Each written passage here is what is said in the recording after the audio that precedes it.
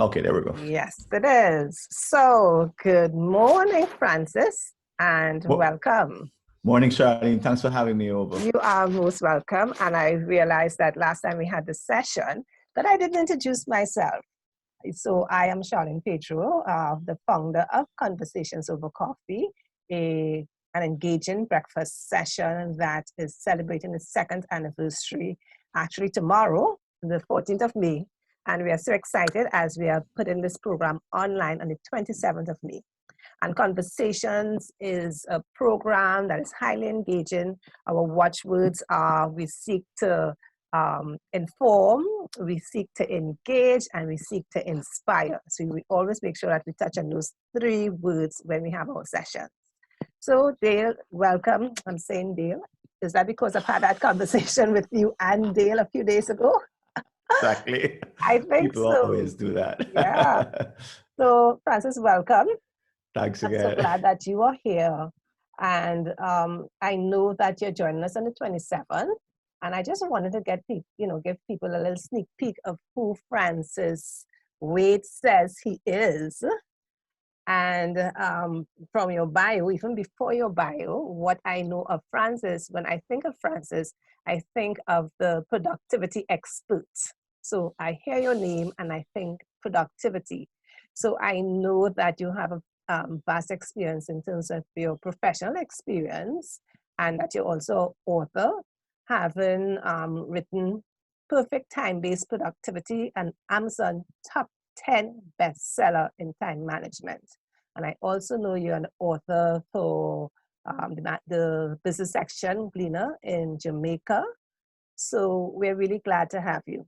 So Francis, the stage is yours. Sure. Let me tell you it's actually an article that's coming out in the Gleaner, and it's but something I've been thinking about for a while, which is the strategies that companies have to put in place once they come back from COVID, or actually before they get back, because their entire world has shifted. Yes. And in the strategic plans that we help companies put together, because that's one of the things that we do is lead strategic planning retreats. We take a very unusual approach because we ask companies to look 15 to 30 years out. And sometimes they have a very, very hard time doing that because it takes a very different kind of thinking to be able to put together a 30-year plan. Mm-hmm. But guess what? Some of the companies that put together these long-term plans that seemed as if they were going on forever are now having to dust them off because COVID has accelerated the advent of activities and things that they thought wouldn't happen for 20 years are happening this year. Yes.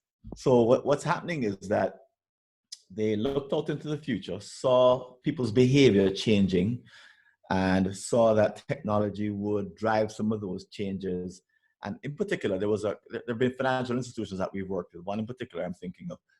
And they thought, okay, well, people aren't going to need to use mobile money, or they're not going to be using internet banking, and they're not going to be working remotely from home and doing their banking remotely from home. They certainly won't apply for a bank account remotely. They won't be doing that kind of thing because they still like to come into the banking hall.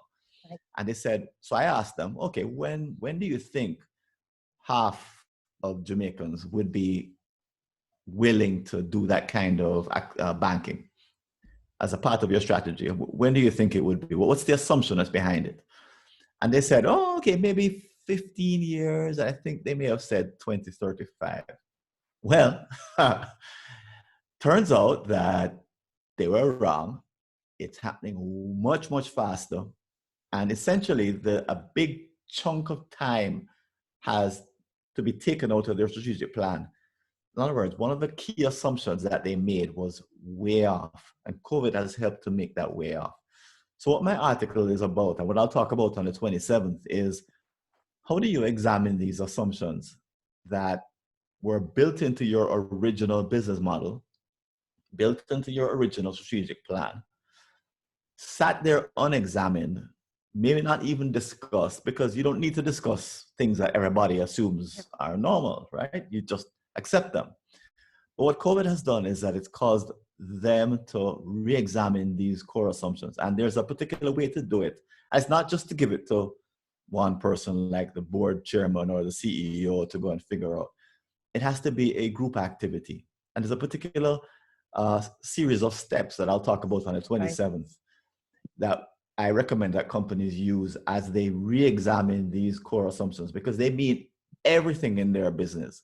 I mean, I'm having the same challenge right now. We always told companies that you could never develop a strategy, or we couldn't facilitate a strategy. We had to be in person. We didn't even think about any other alternative. We had to be there with you, locked up at a hotel for 2 days, or offsite location, 2 days, 18 people, PowerPoint. We create the documents on the fly, 30-year projection, the whole thing. We imagined it one way. And now I'm in the middle of a project in which I'm having to rethink it, because how do I use a tool like Remo, for example, or which is similar to Zoom? Yes. How do I use one of those to facilitate and accomplish the same objective, even though I'm not seeing anyone face to face? So my own business, the assumption was always that this could never happen any other way. Well, I'm here to tell you that my assumption is probably wrong, and we are right in the middle of re-examining it. And on the 27th, I'll share what our result, what our solution is to this particular conundrum that we're in, because we're still stuck. We don't have an answer yet. Yes, we are. But I'm going to promise I'll share something on the 27th that'll make it sound interesting. And you go back to the assumptions we made, and as you even speak about moving from face-to-face to online, I mean, even if we examine that, it's about a mindset shift. Even for me, I mean, with my training programs for leaders, for supervisors and managers, it will always be face-to-face, of course, because it allows for that engagement, and we do a lot of experiential activities. So individuals go through the process and discover the lessons as they go through exercises, hands-on team exercises. And now I am forced now to put this online, and to try, it forces you to be innovative and creative. So trying to achieve as much as possible the objective that you had before. And I suppose it's the same thing with organizations.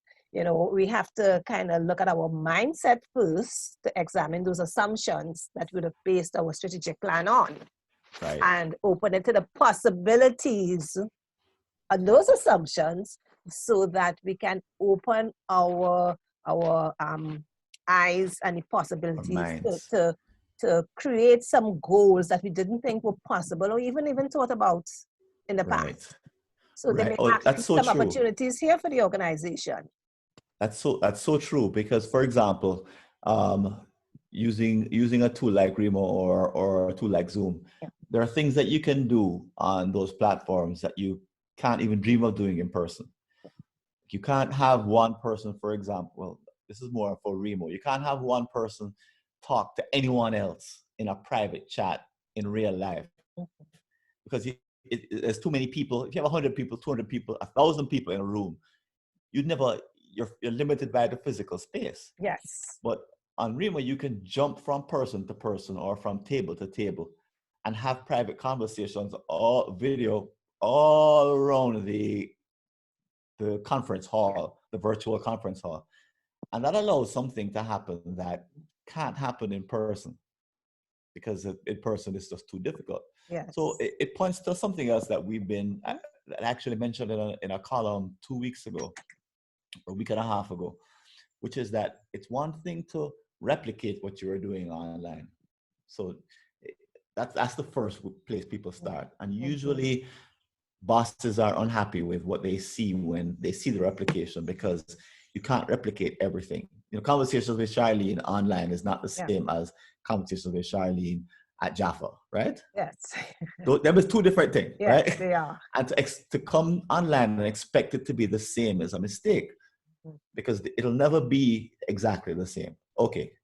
However, you can accomplish many objectives, business objectives. So you've got to go to the business objective and say, why did we originally even set up conversations with Charlie? What was the goal? And then say, okay, which of those goals can we fulfill by using Zoom or by using Remo or going online, using an online solution? And then the third level is, okay, now that we've committed to a particular solution, what can we do that we could never do in person? And that's where a knowledge of the technology comes in. There's some being really creative. You know, there's some training that you can do online that you can't do in person, for example. Yeah. It just doesn't work that way. But you can do it online with large groups of people, for example. On Remo, for example, you can see someone's LinkedIn profile by just tapping on and seeing who they are. You can link with them on LinkedIn, even while you're having the conversation with them, seeing them video face to face. You know, these kinds of intimacies are not the same as intimacy in person. It's a different intimacy. But the challenge is, how do you use the technology to go to this next level that you couldn't go to in person? Again, back to the assumptions. Yes. You know, our assumption, back to where I was before COVID, my assumption was I can't do strategic planning online. I can't work with a group. But now I'm thinking there's all this capability, you know, that's there. I've never, of course, tapped into it because you can't do it live, but online I could. Yeah. So I'm going to share some of my findings about that on the 27th. Excellent, excellent.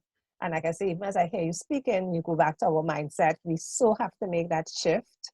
For some it's a shift, for some it's a gradual progression, but we got to move. Yeah, we got to move. Right. Like I say, I was there and felt it was totally impossible. Now I'm excited actually to be doing training online. So, it took me a long time, probably a year. Yeah. Honestly. Yeah. So, you know, I confess. So even as we go back to our strat plan and go back to our assumptions, we have to have that conversation with ourselves in terms of our mindset as we approach the strat plan, particularly if we are CEO, because then we set the tone for the rest of the exercise, the review of the strat plan exercise. We set the tone for what is possible. Yeah. I hear what plenty CEOs are now at odds, because I know, you know, the CEOs tend to be a little bit older than folks who are quite a bit older than the average employee. And there's a bunch of them who would tell you, Facebook, nah, not into that. Nah. LinkedIn, I don't need that. And they refused to use social networking tools, which now are absolutely essential to get the company going in the right direction. And they have no skills in the area. So their personal, what they thought was a personal quirk, you know, or my personal preference is not to use these things. We don't care. Oh, that's cute, that your personal whatever and whatever. But it's a philosophy, yeah. You need to lead the charge. And you need to, just like you said, you need to be the one who is doing it by demonstration. Yes. And if you lag in this particular area, you will very likely help to make some wrong decisions. You will very likely suppress the team. You'll probably limit what's possible. You won't look at the latest features and the latest technologies. In other words, you'll retard your company on a massive scale just because you're not willing to be on the cutting edge. Not willing to embrace. Imagine the cost of that. Yes. And you know, I always tell people that the good thing is when we examine ourselves and realize that we should be doing something, we have the opportunity now to learn and grow. Right. Yes, I say that this, what I call the COVID episode in this Netflix series, Open is a short series, that, you know, it's going to filter the leaders from the managers, from the CEOs. Right. And when we have that conversation with ourselves, you know, what are we doing that's helping to make progress and what is not helping? Then we also have the opportunity to pause, to learn, to sign up for a program, to reach out to a mentor, you know, your colleagues, and learn how to do things differently, starting with your mindset. Yeah. Right. I know too. Stepping out of your comfort zone, right? Right, the comfort zone. Yeah, that we get so accustomed to, including me with training face to face. And I know we will have some principles in our audience on the 27th. Great. And, you know, many times when we speak leadership and strategy, most times we don't think about the leaders in education. And I always think about them because I have some educators in my family. Okay. So I always try to show how your principal, your head of a department, a dean, you are a leader. Once you have that opportunity to influence, you are a leader. And the question always is, how do we take the leadership, um, exercises, the leadership tips, what we read in the leadership text, how do we apply that to a school setting? Yeah. Right. Right. So And I run into too many trainers, HR professionals. I don't work with too many principals, but well, actually, no, I do. I did have a couple of engagement with principals when I think about it. And in those three cohorts, those three professional areas, I would ask just questions like, so are you using things like Udemy, or are you using Coursera? Are you using YouTube? They weren't using any online training to train themselves. They weren't putting themselves, their own training yeah, at the forefront. So not only were they falling behind, but they also weren't not compatible, but they weren't in sync with how most people are learning nowadays. right. I had a huge argument. Huge argument. It's kind of a huge argument, yes, with a CEO of a big company. And his argument, this was about 4 years ago. He said, no, e-learning is not for everybody. And he wasn't talking about learning styles. He was talking about it doesn't make any sense to spend money on e-learning for lots of people, because they'll never use it, they'll never learn from it, and it's not suited for them. Kind of Right. a us and them Yes, kind yes, of thing. He was yes, yes. saying that we're up here, and Francis, you're up here with all these latest things, but the average person, no. And I was trying to tell him, you're mad. I said, have you done any e-learning? No. And this is an Ivy League educated fellow, brilliant guy, right? I said, have you done any e-learning? He said, no. I said, but how can you even say what you don't even understand, haven't experienced yourself? I talked to him a couple of years later, right? After this long discussion, argument. And he said, boy, I sit on a board, and it's a board of a foreign company, and they required us to do some e-learning and do some testing. And if we didn't pass the testing, we'd have to leave the board. So I now see what you're saying. He said, he learned the hard way, right? He had to be pushed and forced Right. into that. But imagine how many others, for principals too, principals, teachers, HR professionals, trainers, CEOs, don't know the basics, haven't even looked to develop their own knowledge and experience Okay. through online means. And now it's going to be the majority. It's going to be Yeah. the mainstream. It is now, because of COVID, it's now going to Yeah. become Yeah. the primary. If it wasn't the primary already, it's going to become the primary. And I couldn't tell you the last time I sat in a classroom. And I bet It's you're going the to become same. primary for us all. Eh? I- And the good thing is that I've seen, even before COVID, I have seen an interest in leaders in education reaching out and training their teams, training themselves. So I think that is the plus in it all. Good. And it Great. has really inspired me. So I always reach out to principals, head of departments, share, do little sessions, because they're responsible really for the rest of the country in terms of their style Right. and the example they set. So I'm encouraged. Yeah, I'm so Great. encouraged, and I know even as we gear up for the 27. So our team, as you know, is taking the lead, and we'll be looking at strategies for your organization post-COVID. And in that umbrella of organizations, we definitely speak to schools also, because there's always, no matter what the organization is, NGO, for-profit, um, educational, the principles remain the same. The principles as in the guidelines, what you can do to leapfrog your Right. organization, what you can do to engage your team, which is critical. And engagement is something we'll be looking at the 27th, how you engage your people to improve performance. You know, there are two things I say, Francis, for this COVID episode, as I like to call it. There are Episode. two things leaders, whether you are in an NGO, a for-profit, an educational institution, a school, there are two things you have to focus on. One, you have to focus on the operations. How do I pull the pieces together to make sure that we're still operating, even if it means virtually or part virtual, part in person?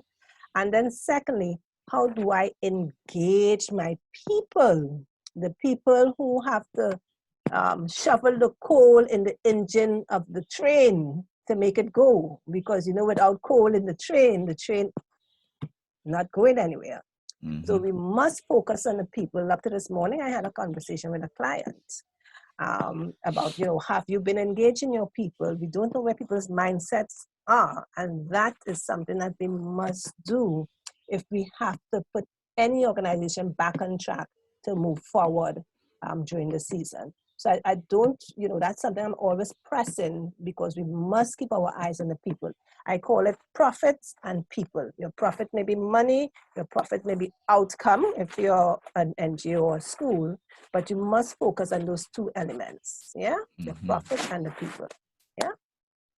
So Francis, I want to thank you. This was just a sneak peek, and as always, I always enjoy our chats. Sometimes they go on and on and on. We can't do that this morning. We have fun. So we will chat again, and I want to thank you so much.